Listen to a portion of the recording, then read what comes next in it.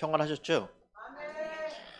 이게 한 해에 두 번 뵙기가 쉽지 않은데 여름에 뵙고 또 겨울 초입에 뵈니까 감사하기도 하고 조금 민망하기도 하고 또 목사님 소개해 주신 대로 또 치료차 안식년을 하게 됐어요. 갑작스럽게 안식년을 하게 돼서 그래서 저희 가족이 갑자기 뿔뿔이 흩어지게 됐습니다. 그래서 첫째랑 셋째는 지금 키르기스탄에 남아 있고요.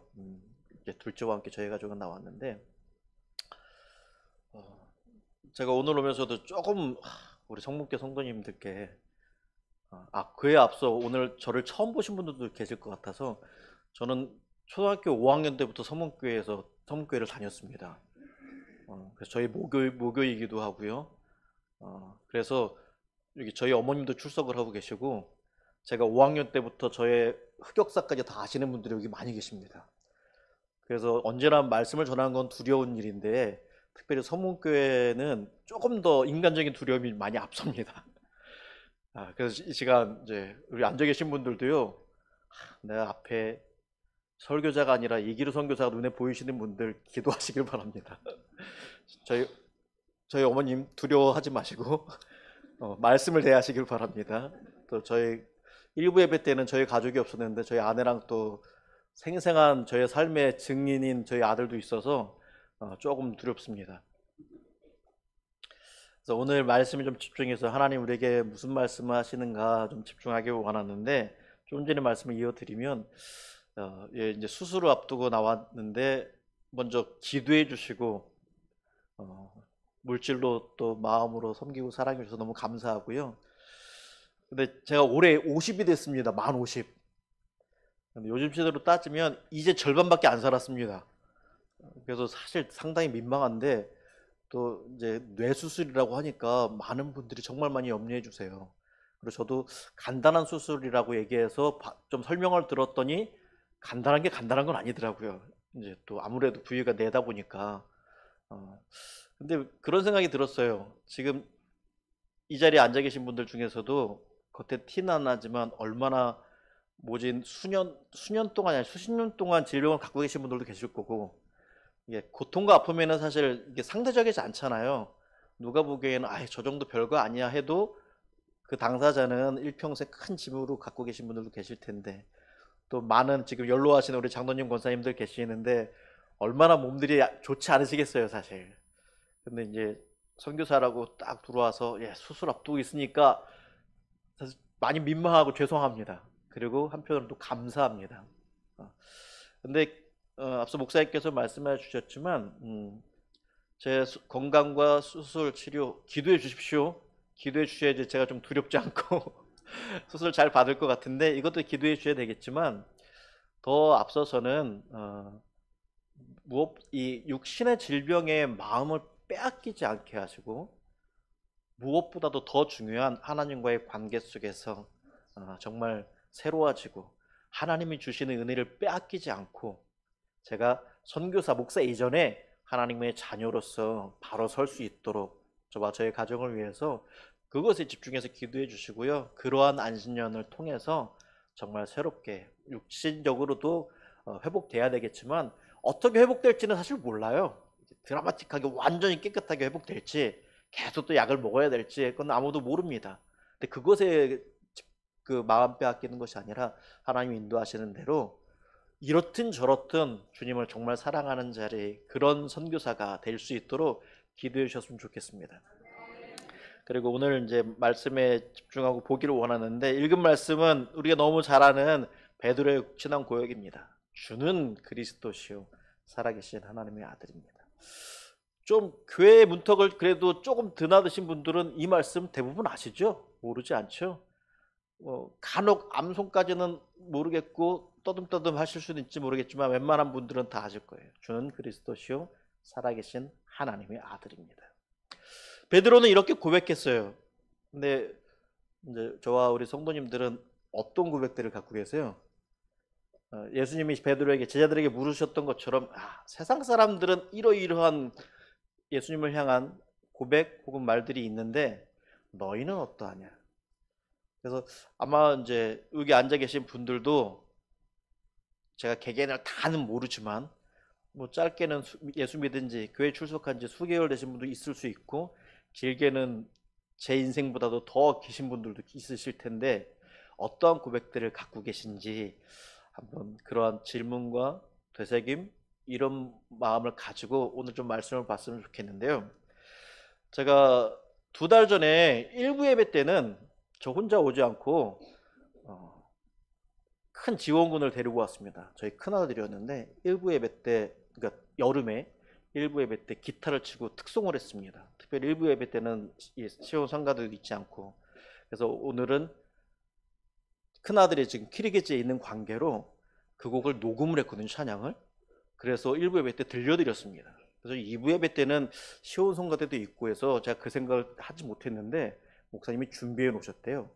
그래서 좀 음악을 틀고 좀 듣기를 원하는데요.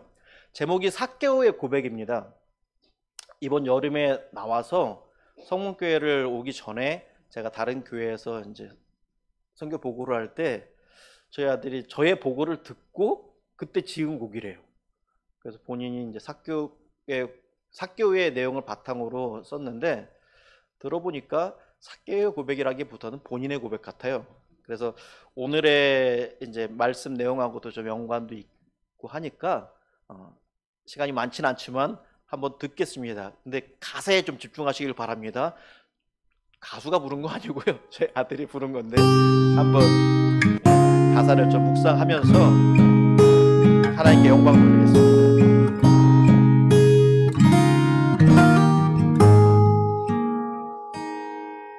내가 나의 소유를 다 버릴 수 있으면 당신의 모든 것 버린 주를 사랑함이라. 내가 나의 옛 죄를 모두 다 뉘우침은 나 지은 죄 때문에 주가 죽으심이라.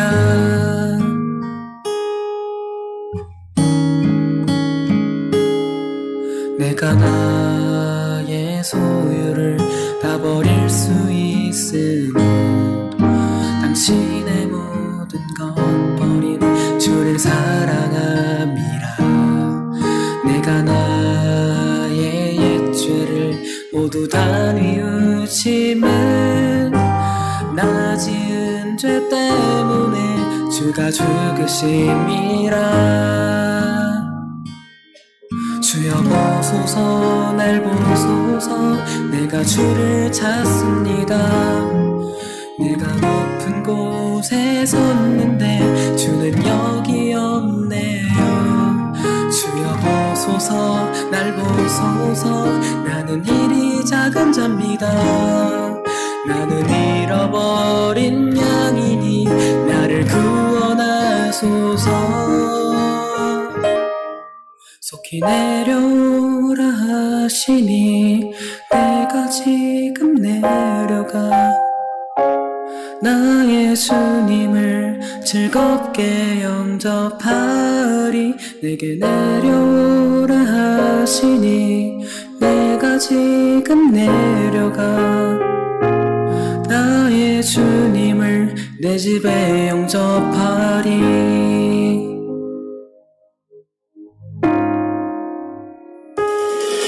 내가 나의 인생을 다 바칠 수 있으면 나와 함께 거하려 주가 오셨음이라. 내가 연약한 이를 사랑할 수 있음은 죄인 된 날 사랑한 주를 따르렴이라. 주여 보소서 날 보소서 내가 주를 찾습니다. 내가 높은 곳에 섰는데 주는 여기 없네요. 주여 보소서 날 보소서 나는 이리 작은 자입니다. 나는 잃어버린 양이니 나를 구원하소서.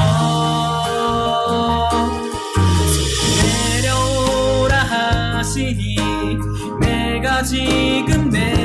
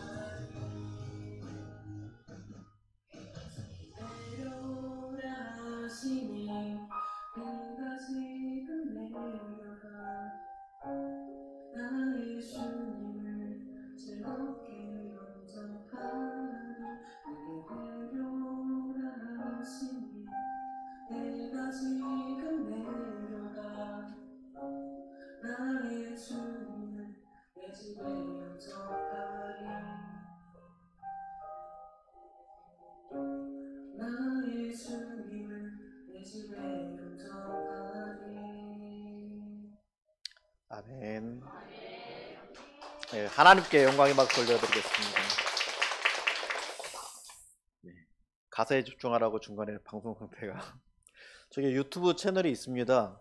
혹시 관심 있으신 분들은 찾아가서 구독도 해주시고 좋아요도 해주십시오. 저희가 키리기즈 찬양 녹음 이제 사역을 하고 있어서 여름에 나오기 얼마 전에 저걸 녹음을 해봤어요. 녹음을 해보고 했는데 생각보다 좀 잘 나온 것 같습니다. 근데 저희 아들이 지금 만 17세인데 아마 이제 이런 찬양 보면은 저희 세 아들 중에 말을 제일 안 듣는 아들입니다.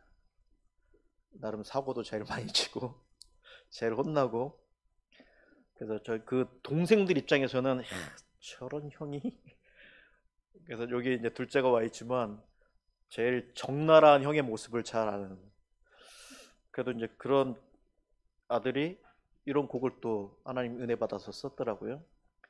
그리고 제 큰아들이 교회 활동도 열심히 하거든요. 여기 따라 나오지 않은 가장 큰 이유 중에 하나가 저는 할 일이 있습니다, 교회 찬양팀을 섬겨야 됩니다 이러면서 안 나왔어요. 근데 지금 이제 17인데 작년부터 열심히 방황하고 있습니다.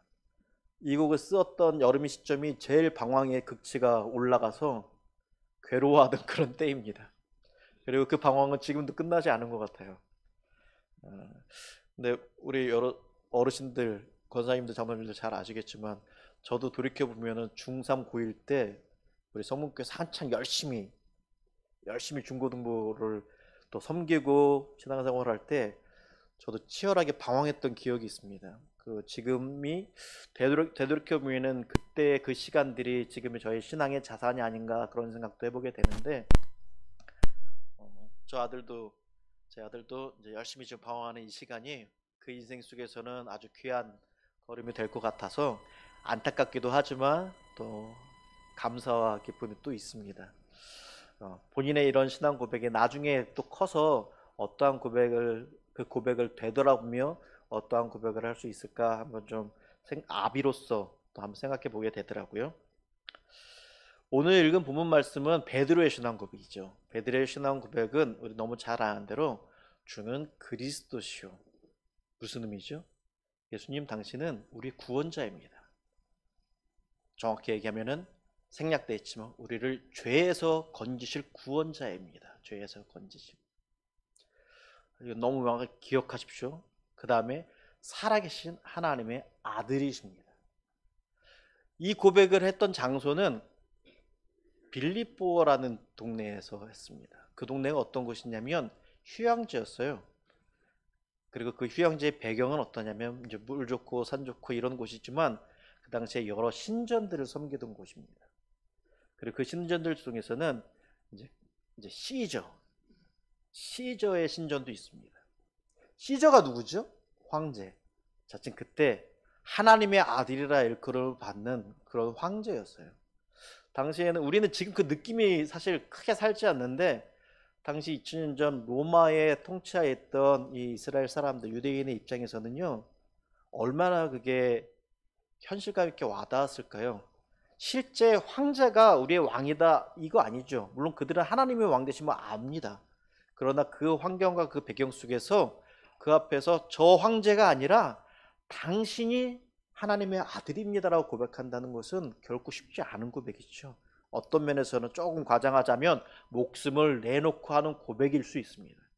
그리고 그 앞에 그냥 하나님의 아들이 아니라 살아계신 하나님의 아들입니다. 아주 생생한 신앙 고백을 했습니다.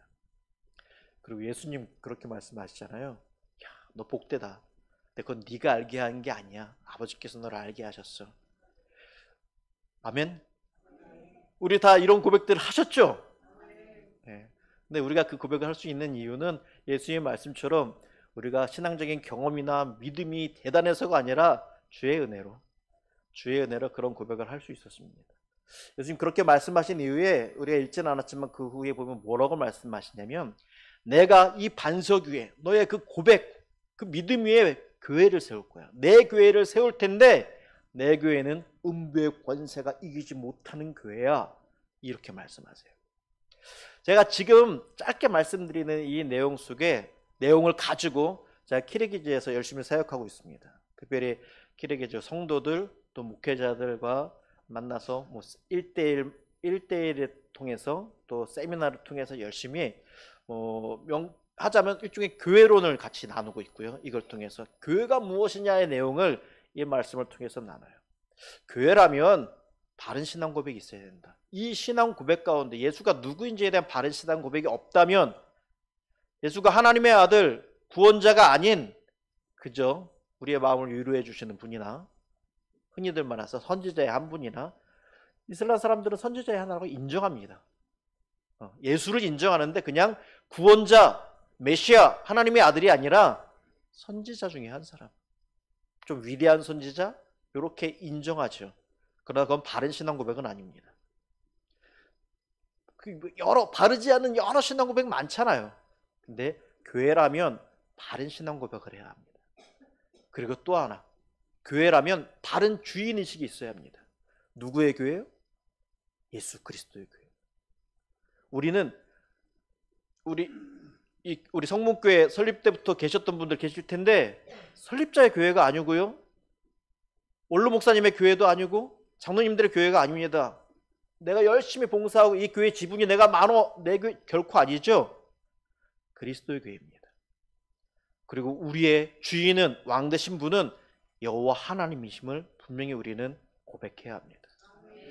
그리고 교회의 사명이 뭐죠? 교회의 사명. 제가 아까 내용 속에서 말씀해 드렸는데. 예, 맞습니다.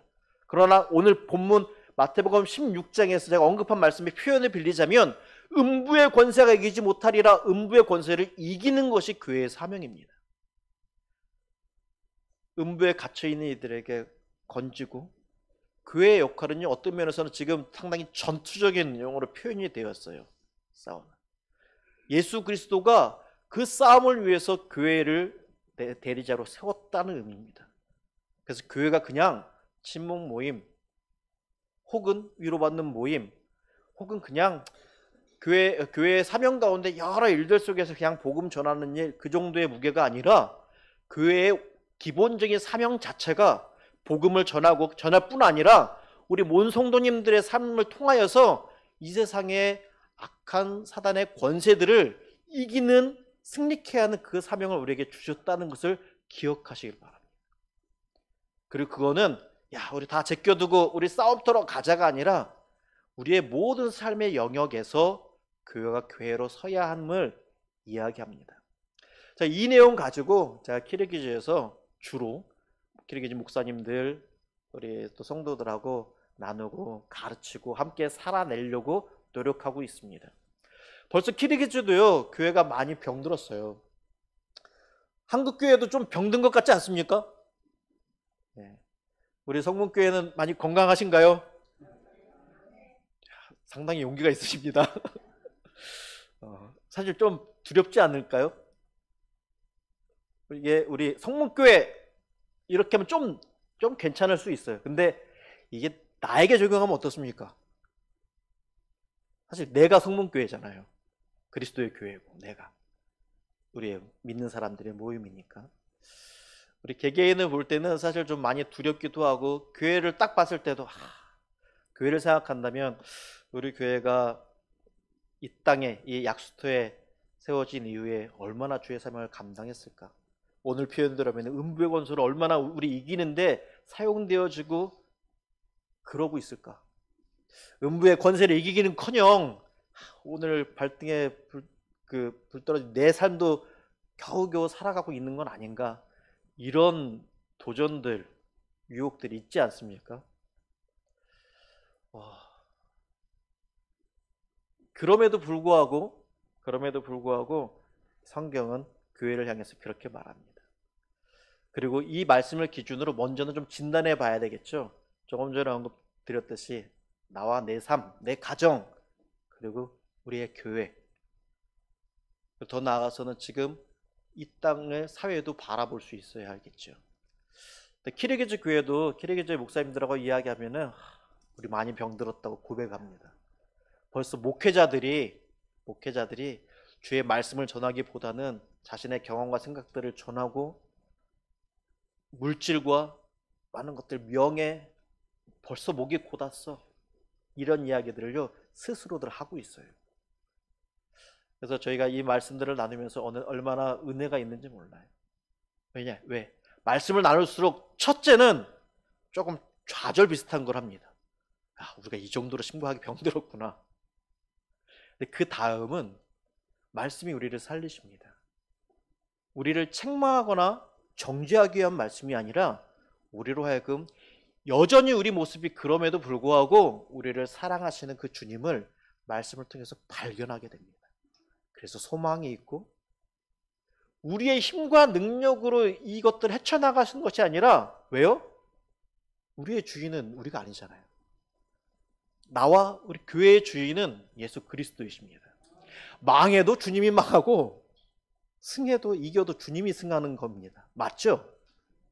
그래서 우리는 시작부터 안심하고 갈 수 있습니다.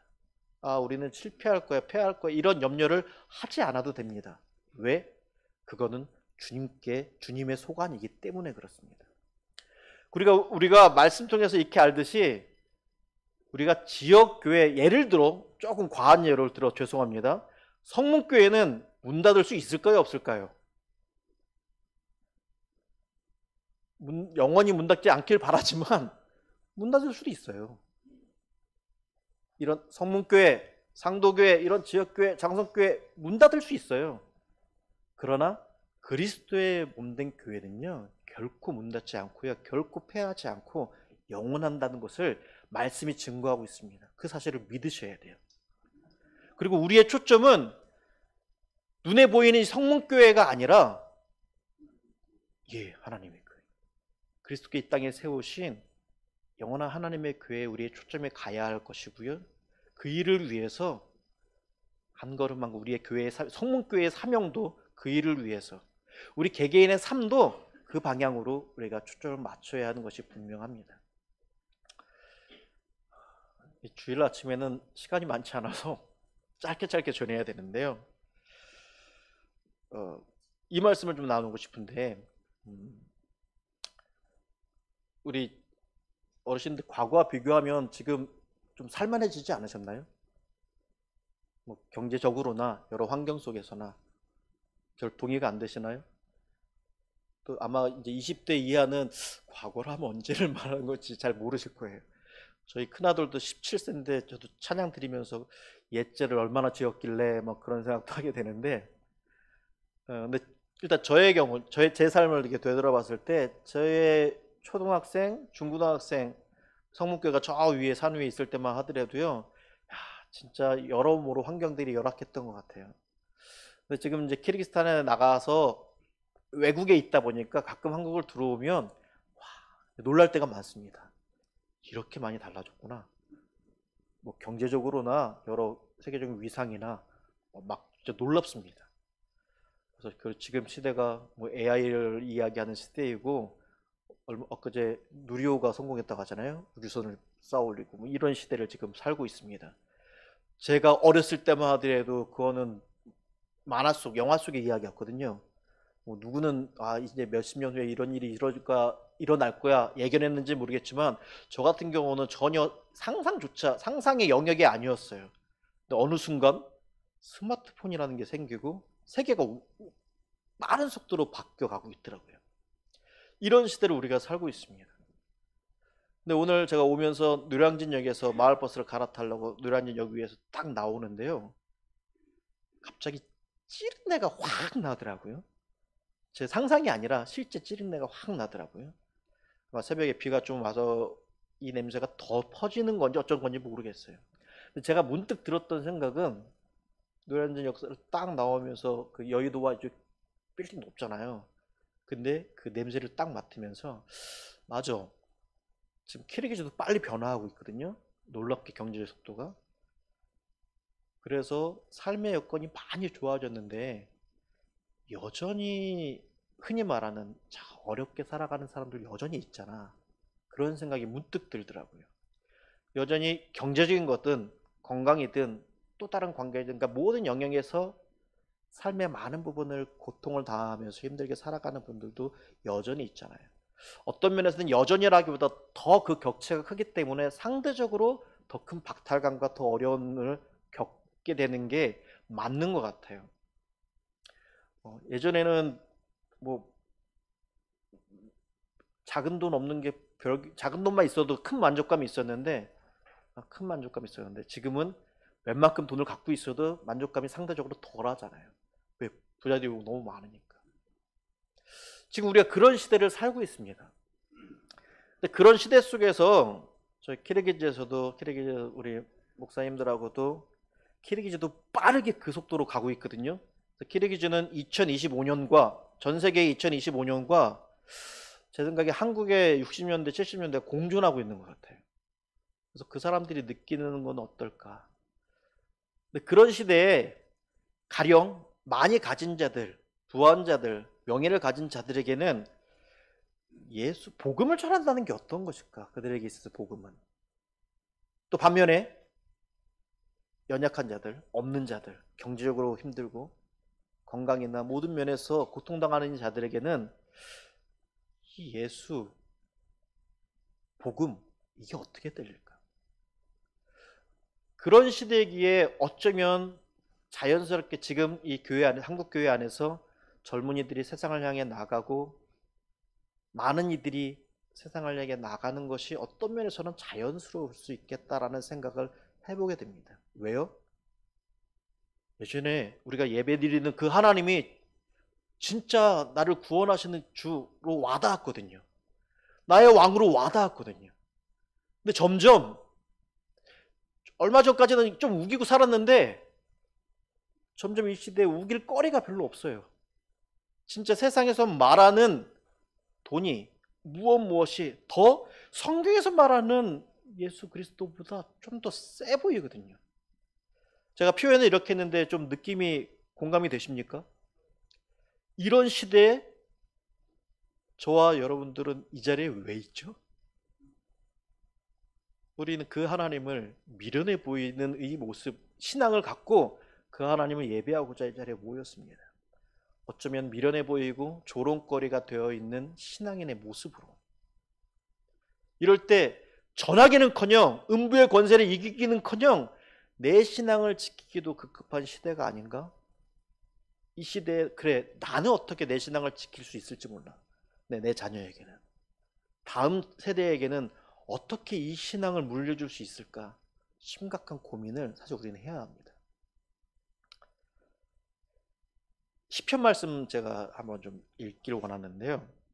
시편 말씀 시편 31편 9절부터 13절까지를 제가 좀 읽어드릴게요. 이건 말씀을 제가 자막 준비 안 했고요.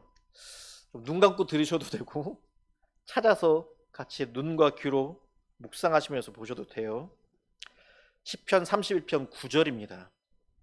여호와여, 내가 고통 중에 있사오니 내게 은혜를 베푸소서.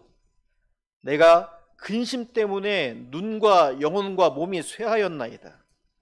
내 일생을 슬픔으로 보내며 나의 연수를 탄식으로 보내며 내 기력이 나의 죄악 때문에 약하여지며 나의 뼈가 쇠하도소이다. 내가 모든 대적들 때문에 욕을 당하고 내 이웃에게서는 심히 당하니 내 친구가 놀라고 길에서 보는 자가 나를 피하였나이다. 내가 잊어버린 바 됨이 죽은 자를 마음에 두지 아니함 같고 깨진 그릇과 같으니이다. 내가 무리의 비방을 들었으므로 사방이 두려움으로 감싸였나이다. 그들이 나를 치려고 함께 의논할 때에 내 생명을 빼앗기로 꾀하였나이다. 암울하죠? 근데 그전 1절부터 8절까지의 내용을 보면 나름 믿음을 가지고 주님 앞에 열심히 호소합니다. 간구합니다. 우리가 늘 하나님께 기도하듯이 하나님 우리 인생을 좀 책임져 주시옵소서, 도와주시옵소서, 승리하게 하여 주시옵소서. 근데 지금 9절부터 13절까지의 내용은 마치 내가 그렇게 외쳤는데 내 인생에 왜 이 모양 이 꼴입니까? 라고 탄식하듯이 그런 내용이 쫙 열거가 되어 있어요. 심지어는 주변 사람들이 나를 조롱하는데 내 이웃, 내 친구 가까운 곳에서 더 나를 멸시합니다. 그러겠죠. 네가 지금까지 예수 믿는다고 그런 삶을 살았는데 네 결과는 무엇이냐? 마치 그러한 조롱 같아요. 사실 세상의 가치 기준으로 봤을 때 예수 믿는 사람들이 별로 행복해 보이지 않을 거예요. 세상의 가치로 봤을 때는 야, 저렇게 교회에 시간과 물질과 노력봉사 많은 것들을 갖다 바쳤는데 저 사람의 결과의 모습은 뭐지? 물론 개 중에는 사회적으로도 성공한 분들이 있죠. 오, 저 사람은 예수 잘 믿었나 보다. 그런데 많은 이들은 사회적으로 사실 성공하기보다 물질이 많기보다 명예가 높기보다 좀 그렇지 않은 평범한 모습들이죠. 근데 또 그분들의 눈에는 평범한 범인들의 모습보다 꼭 더 실패한 것 같은 듯한 사업도 망하고 건강도 해치고 이런 분들이 더 잘 보이나 봐요. 그래서 도대체 예수를 왜 믿어? 나 같으면 그 돈으로 그 시간으로 이걸 하겠다. 이거는 과장이 아니죠. 이런 표현들은. 그리고 이게 우리 자신에게 적용해 봤을 때 제가 아까 신앙을 우긴다고 표현했는데 저도 모태신앙으로 이제 50평생을 살았지 않습니까? 그리고 목사고 선교사잖아요. 문득문득 그런 생각이 듭니다. 하나님, 제가 그래도 평생을 주님 앞에 바쳐오고 선교사로까지 이거에 나왔으면 좀 사역도 잘 돼야 되는 거 아닙니까? 그래서 선교 보고할 때 이러이러합니다. 살아계신 하나님께서 역사하셨습니다라는 내용을 눈에 보이게 막 보여드려야지 힘이 나지 않겠습니까? 근데 별로 그렇지 않아요. 게다가 죄송하게도 건강까지 안 좋아져요. 근데 사실 뭐 50살을 살았으니까 이제 건강이 꺾일 때가 됐잖아요. 이제 고쳤을 때가 됐잖아요. 어떤 면에서는 자연스러운데 그게 더 제 안에는 네가 잘못 산 거야. 제가 하나님을 부정할 수는 없는데 네 믿음이 문제라기보다 네 삶이 좀 문제가 있는 것 같아. 믿음대로 안 산 것 같아. 이기루 선교사, 네가 열심히 전했지만 네 삶은 그 전함대로 못 산 것 같아. 넌 실패한 인생, 실패한 사역자 아닐까? 이런 메시지들이요 제 안에서 막 솟아올라요. 늘 그렇다는 건 아니고요. 근데 이게 제 얘기를 들었는데 우리 성도님들은 어떠세요? 크게 다르지 않지 않을까? 제가 감히 짐작해 봅니다. 오늘 본문의 주인공 베드로 같은 경우도요. 베드로는 뭐 전 인생을 얘기할 수는 없는데 짧게 아주 지금 멋진 고백을 했잖아요. 주는 그리스도시요 살아계신 하나님의 아들입니다. 멋진 고백을 했는데 그 직후에 예수님의 십자가 사건을 고난을 이야기했을 때 그때 정신이 번쩍 들었나 봐요. 차려졌나 봐요. 아닌데? 그거 아닌데? 이제 예수님 영광의 몸으로 이 땅을 다스리시고 진짜 이 왕으로서의 큰 소리 쳐야 될 텐데 십자가를 지시겠다고 하세요. 고난을 당한다고 하세요. 반복되는 그 메시지 속에서 베드로는 엄청 혼란스러울 겁니다. 그래도 베드로는 의리의 사나이입니다. 주님, 그래도 다른 이들이 다 주님을 모른다고 떠나가도 저는 떠나가지 않겠습니다. 의리로 무장합니다. 결과는 어떻죠? 잘 아시는 대로 예수님 말씀대로 닭이 울기 전 예수님을 3번이나 부인했잖아요. 그것도 저주하면서 부인했잖아요. 근데 저는 베드로를 비난할 수 없을 것 같아요. 충분히 이해가 됩니다. 그 두려움 속에서.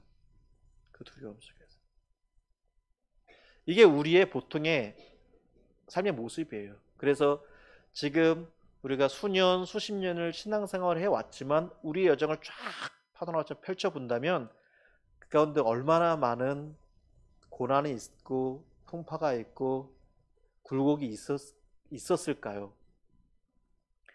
감히 특히 저보다 이제 어르신들 우리 장로님 권사님들의 삶을 보면 제가 그 시대 그분들의 또 이 70년대 80년대 삶을 또 모르잖아요. 얼마나 험한 삶을 사셨을까. 근데 베드로가 그러고 나서도 또 며칠 지나고 예수님과 아주 좋은 모습으로 또 나타나요.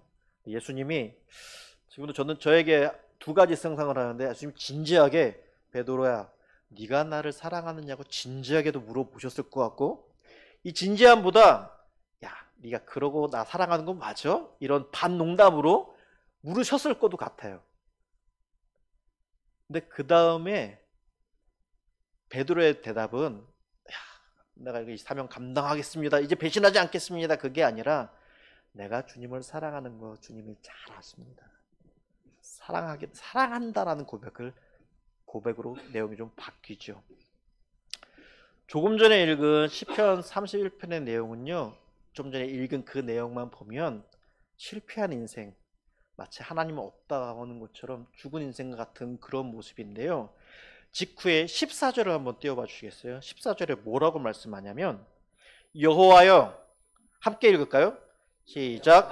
여호와여, 그러하여도 나는 주께 의지하고 말하기를 주는 내 하나님이시라 하였나이다. 아멘. 그 상황 가운데, 그 고통 가운데 뭐라고 고백했다고요? 주는 내 하나님이시라. 그렇지만 그런 역경 가운데서 그 속에서도 하나님, 그래도 그때 내가 주님 배신하지 않았잖아요. 그래도 주는 내 하나님이라고 고백했잖아요. 근데 그 앞에 단서가 있습니다. 나는 주께 의지하고 말했대요. 느낌이 오세요? 이 시편의 저자는 나의 의지로, 나의 힘으로, 우김으로, 그게 아니라 주님이 나를 그렇게 고백하게 하셨잖아요. 주님을 의지할 때 나는 주의 하나님, 여전히 하나님이 나의 주님이라고 고백하게 하셨잖아요. 이게 놀라운 은혜입니다. 마치 우리가 이 자리에 하나님을 예배하고 있는데 각자의 인생 속에서, 또 우리 성문교회 우리 역사 속에서 여전히 지금 주님을 예배하고 있잖아요. 이것이 어떤 면에서는 살아계신 하나님의 역사하심의 증거일 것이고, 아까 우리 장로님께서 말씀하신 주님이 쉬지 않고 일하셨기에 이루어진 기적이라고도 할 수 있습니다. 그런 다음에 10편 31편은 어떻게 마무리가 되어지냐면 23절과 24절을 함께 읽겠습니다. 예, 준비됐나요? 23절과 24절입니다. 예, 자막이 떴네요. 함께 읽습니다. 너희 모든 성도들아, 여호와를 사랑하라. 여호와께서 진실한 자를 보호하시고 교만하게 행하는 자에게 엄중히 갚으시느니라. 여호와를 바라는 너희들아, 강하고 담대하라. 아멘. 특별히 이 말씀에 좀 집중하기를 원하는데, 이 두 말씀 속에서 앞에까지는 계속 시인이 하나님께 고백한 거라면은 23절과 24절에서는 선포하고 이야기하고 있죠. 특별히 누구에게? 너희 모든 성도들아, 여호와를 바라는 너희들아, 우리에게 하는 말씀입니다. 23절에 어떻게 해요? 여호와를 사랑하라. 여호와를 사랑하라. 그리고 강하고 담대하라. 사랑하라. 너무 간단하지 않습니까? 근데요, 결코 간단하고 결코 쉽지 않습니다. 때문에 23절에 강하고 담대하라는 말씀이 있습니다. 우리의 사랑을 회방하고 우리의 사랑을 갈라놓고 우리가 사랑을 포기하게 하려고 사단은 모든 수단과 방법을 가리지 않고 방해합니다. 분열시키고요, 때로는 강함으로, 때로는 달콤함으로. 사단의 목적은 단 한 가지입니다. 우리가 여호와 하나님을 사랑하지 못하게 하면 됩니다. 너무 단순하죠? 근데 우리가 하나님을 사랑하는 거, 그런 유혹과 시험이 있기 때문에 결코 쉽지 않습니다. 많은 고난이 있지만 무엇보다도 저의 경우를 살펴보니까 가장 큰, 여러 어려움 중에도 가장 큰 어려움은 나는 하나님을 사랑할 수 있는 그런 존재가 못 돼. 내가 목사고 선교사인데 이 모양 이 꼴로 하나님을 사랑한다고? 이건 위선이고 거짓이야. 예를 들면 이런 모습인데, 이건 예이기도 하지만 실제적인 모습이기도 합니다. 우리 여러 성도님들 여러 모양들로 사단은 우리를 침노할 겁니다. 우리를 갈기갈기 찢어놓을 겁니다. 거기서 사랑을 이야기할 수 있어요. 그 입술로 하나님을 찬양해? 그 삶으로 하나님을 예배해? 야, 세상이 웃겠다. 너를 가장 잘 아는 사람들이 주변에 널렸는데 네 친구들, 네 이웃들이 그 모습으로 네 입술로 예배하는 모습을 어떻게 바라볼 것 같니? 참 두렵고 떨리는 일입니다. 숨길 수가 없습니다. 우리의 모습은요, 어떻게 숨긴다 할지라도 결코 주님 앞에도 숨길 수 없고요, 사람에게도 사실 숨길 수가 없어요. 얼마나 초라하고 얼마나 형편없는 모습들인지. 그런데요, 이거는 반은 맞고 반은 틀린 얘기입니다. 우리의 모습들은 사실입니다. 우리의 모습들은 사실입니다. 그러나 틀린 내용은요, 성경은, 하나님은 그게 실패한 인생이라고 이야기하지 않고요, 그런 것들 때문에 내가 너를 사랑한다고 이야기하지 않습니다. 오히려 그 반대죠. 우리가 죄인 되었을 때, 아직 죄인 되었을 때 우리를 사랑하셨다고 이야기하고 있고요, 그때나 다시 이 주님 앞에, 교회 앞에 나오는 지금이나 앞으로도 영원토록 끝까지 당신의 백성들을 사랑하신다고 성경은 곳곳에서 이야기하고 있습니다. 이것이 참이고요, 사단이 속삭이는 그 거짓말에 교회는 이래야 돼, 믿는 사람은 이뤄야 돼, 이러이러해야 된다라는 세상의 가치에, 그 거짓말에 속아 넘어가면 안 됩니다. 그러기 위해서 강하고 담대하라라고 오늘 성경은 강력하게 증언하고 있습니다. 우리가 뭐에 집중해야 돼요? 강하고 담대한 마음으로 주님을 사랑하는 것. 이 사랑의 메시지는 기회가 된다면 또 함께 말씀을 나누고 싶은데 결코 쉽지 않다는 말씀 드렸습니다.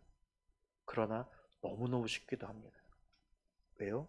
제가 서두에 얘기한 것처럼 사랑은 어떤 프로세스를 거쳐서 이 정도면 사랑하는 거야, 아니야, 못 미쳐, 그런 것이 결코 아닙니다. 더욱이 사랑은 쌍방인데요, 주님이 변함없이 우리를, 신실하신 주님이, 선하신 주님이 변함없이 우리를 사랑하고 계세요. 현재 진행형입니다. 그래서 우리가 아무리 변심해도 한편은 늘 그 자리에 계시고 사랑하세요. 우리가 아무리 넘어지고 다른 것을 겪는지라도 우리 주님은 그래, 네가 겪는지랬어? 이제 난 너 안 만나 하지 않으세요. 그게 호세아에서 분명히 이야기하고 있잖아요.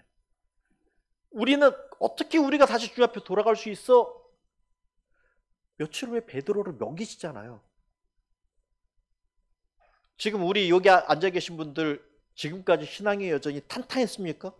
예수 잘 믿으셨어요? 아니잖아요. 정직하게 얘기했을 때. 그럼에도 불구하고 이 자리에서 하나님을 예배하고 있잖아요. 앞으로도 견눈질하지 않을 자신 있으세요? 자신 있다면 조금 교만에 가까울 수 있습니다. 저는 자신 없어요.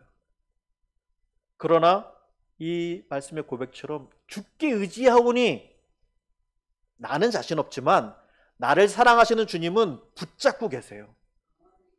내가 넘어져도 그거로 핀잔 주지 않으시고요, 책망하지 않으시고 다시 일어날 힘을 주세요. 그리고 그 과정을 통해서 우리의 사랑은, 주님과 나의 사랑은 성숙해 갈 것입니다.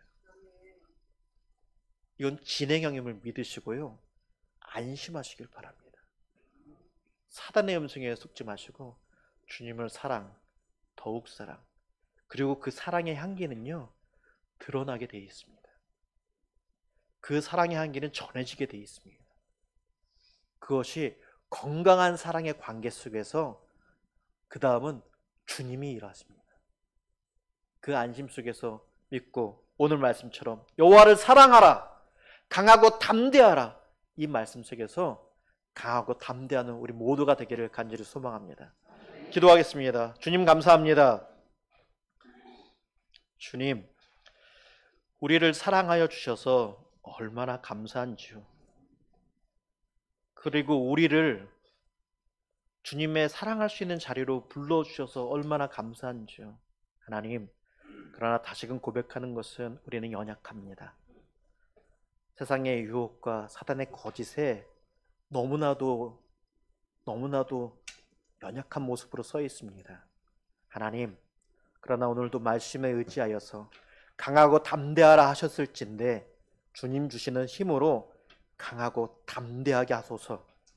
그리고 그 강하고 담대함으로 우리가 이웃들을 욕하고 정죄하는 것이 아니라 강하고 담대함으로 주님 주신 사명을 감당할 뿐 아니라 주님을 더 사랑하고 주님을 더 깊이 사랑하며 그 사랑을 많은 이들에게 증거하고 사랑을 자랑하는 자들 되게 하여 주시옵소서. 주님을 찬양합니다. 우리 주 예수 그리스도의 이름으로 기도드립니다.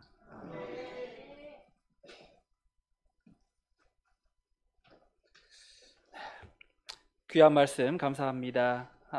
하나님의 교회를 세워감에 있어 우리 교회가 어디에 더 주안점을 두고 나가야 될지를 또 깨닫게 하시는 귀한 말씀 감사드립니다. 이 시간 다 같이 자리에서 일어나셔서 말씀을 생각하며 우리의 믿음의 고백을 하나님께 올려드리겠습니다. 나의 마음속에 온전히 주님만 모셔놓고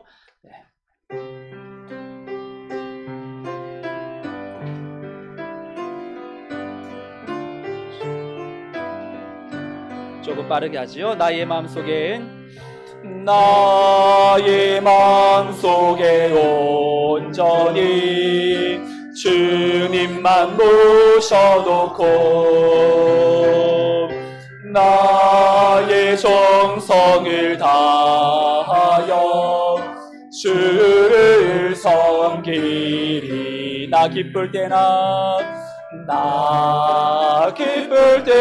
또 슬플 때나 늘 노시건 멈추 위에 한평생 주만 모시고 찬송하며 2절 고백합니다. 항상 나 함께 계셔서 항상 나 함께 계셔서 떠나지 마옵소서. 주를 섬기는 내 정성 받으옵소서. 나 기쁠 때나 또 슬플 때나 늘 노시건 멈추 위에 한평생 주만 모시고 찬송하며 주는 나의 큰 능력, 주는 너의 큰 능력, 주는 너의 큰 소망. 내가 항상 영원히 주님만을 섬기리. 오늘 함께 들은 말씀을 생각하면서 함께 기도하겠습니다. 여러분, 우리는 고백하지만 그 고백한 대로 살아가기가 참 부족한 인생이죠. 그럼에도 불구하고 그 고백은 하나님께서 그 고백대로 인도해 가십니다. 우리 교회는 바른 신앙의 고백, 주는 그리스도시요 살아계신 하나님의 아들이니이다, 예수 그리스도의 교회임을 고백하며 음부의 권세를 이기는 교회가 되게 해달라고, 또한 우리 각자도 세상에 우리를 넘어뜨리게 만드는 우리의 육체의 연약함, 우리의 영적인 공고함, 내 마음의 불안정한 모든 상황들, 하나님, 나는 걸어다니는 성문교회로서 하나님께서 나와 함께 하심을 믿으며 무엇보다도 하나님을 사랑하며 우리를 향한 하나님의 고백, 내가 너와 함께한다, 내가 너를 붙든다, 내가 너를 사랑한다, 그 아버지의 고백에 힘입어 이 한 주간도 아름다운 믿음의 고백을 올려드리며 하나님과 함께 담대히 이 험악한 세상을 담대하게 이겨나가게 해달라고 함께 통성으로 기도하겠습니다. 하나님 아버지 감사합니다.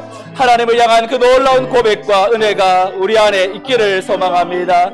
여호와를 사랑하고 하나님을 더욱더 바라보며 하나님을 향한 믿음의 그 고백, 주는 나의 큰 능력, 주는 나의 큰 소망, 내가 항상 영원히 주님만을 섬기리 고백하며 나아가는 성도들이 되게 하여 주옵소서. 음부의 권세를 이기는 교회가 되기를 원합니다. 바른 신앙 고백 위에 세워지는 교회, 예수 그리스도의 교회, 우리의 고백이 연약해도 고백대로 살지 못해도 하나님이 우리와 함께 하셔서 반드시 그 고백대로 살아가게 만드시는 아버지를 바라보게 하여 주옵시고 믿음의 주님을 온전히 경험하게 하시고 성령께서 능력으로 채우시고 인도하시는 하나님을 바라보게 하여 주옵소서. 주 하나님의 놀라운 능력과 은혜와 그 사랑 가운데에 한 걸음 한 걸음 믿음의 주 하나님을 바라보며 능하신 주의 손에 힘입어 믿음으로 살아가게 하시고 놀라운 능력으로 채우시고 도우신 하나님을 바라볼 수 있도록 성령으로 함께하여 주시옵소서. 채우시는 하나님 앞에 설 수 있도록 우리를 붙잡으시고 인도하여 주시옵소서. 이 모든 말씀 우리 주 예수 그리스도의 이름으로 기도드리옵나이다. 아멘. 선교사님 축도로 오늘 예배를 마치겠습니다.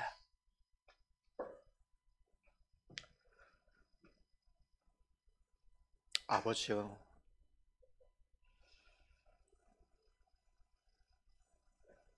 우리의 삶 가운데 기쁠 때도 주님을 찬양하고 슬플 때도 주님을 찬양하며 우리로 하여금 주는 그리스도 살아계신 하나님의 아들이심이 되심을 고백하게 하셨을진데 우리의 삶 모든 영역에서 이 고백으로 살아가게 하여 주시옵소서. 우리의 삶이 녹록치 않습니다. 그렇지만 주께서 함께 하신다면 이 삶에 기쁠 때도 주님을 예배할 수 있고 슬프고 고통 가운데서도 주님을 찬양할 수 있는 줄 믿습니다. 강하게 하소서, 담대하게 하소서, 주님을 더 사랑하게 하여 주시옵소서. 지금은 우리 주 예수 그리스도의 크신 은혜와 아버지 하나님의 크신 사랑과 성령님의 교통하심이 하나님, 주님을 사랑합니다. 주님을 더 사랑하기를 원합니다. 이렇게 고백하며 강하게 하소서, 담대하게 하소서 이렇게 주 앞에 간구하는 여기 모여있는 모든 주의 백성들에게 그 가정과 삶과 사역터 위에 일터 위에 지금으로부터 영원까지 함께 하시기를 간절히 축복합니다. 아멘.